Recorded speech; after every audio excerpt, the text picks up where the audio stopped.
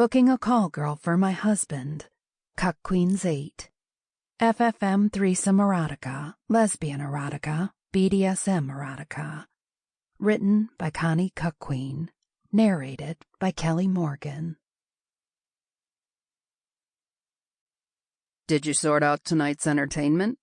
Tom asked, looking up from his desk as I entered the top-floor office. I think my beaming smile gave it away. I walked over to him and put my cell in front of him, showing him a picture of Brandy, the high-class blonde who was to be my husband's treat for the evening. Damn. He swooned, picking up the phone and taking her in. She's a 5'9" blonde beauty, I said, looking at the joy on his face. 19? He said in disbelief, reading the stats. Can't handle that? Sure I can, but can she? Brandy comes highly recommended, I said. I'd gotten the number from a close associate who'd used the firm once or twice before. They were discreet, and their talent was vetted weekly. We were in safe hands. Double D's?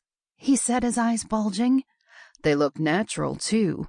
Only the best for my man, I said, moving behind him and massaging his shoulders as he read the bio. Does she know about you? About us? She knows everything she needs to, I said. I wouldn't be much of a secretary if I couldn't organize a simple treat for my husband, would I? Tom and I had a special relationship that we tried to keep hidden as much as possible. In short, I liked to watch him fuck other women. More broadly, I liked to watch the enjoyment and pleasure on his face as women half my age and twice as beautiful conquered him, making me feel worthless in the process. We were both in our 40s, and things had kind of naturally evolved to this point. Tom was aging like a fine wine, and I felt he deserved only the best. Brandy, I'd hoped, might fit the bill. So when's it happening? He asked, looking back at me.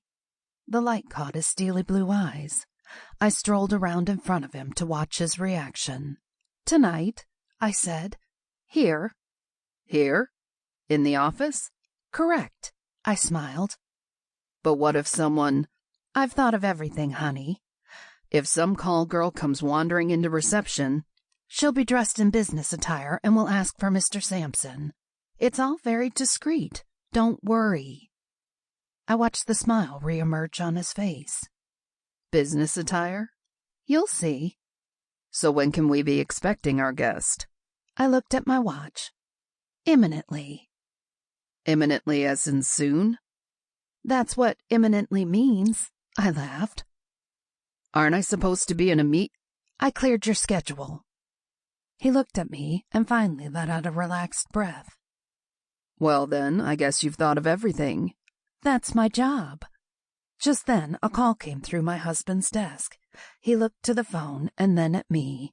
She's early, I asked, smirking as I picked up the phone. Uh-huh. I nodded, talking into the receiver. Send her up. Where will you be? Tom asked. Where I always am. Front and center, watching you fuck her. What would I do without you? He said, shaking his head in disbelief. You'd probably be fucking women your own age. I laughed. I'll be back. I turned and walked from the room, closing the door and giving Tom a few minutes to compose himself. As I did so, I heard the ding of the elevator and the doors parted to reveal Brandy, dressed in a long cream coat and black tights and high heels to match. Pleasure to meet you, I said, skipping across the marble floor and extending a hand. Brandy held her hand out and shook mine.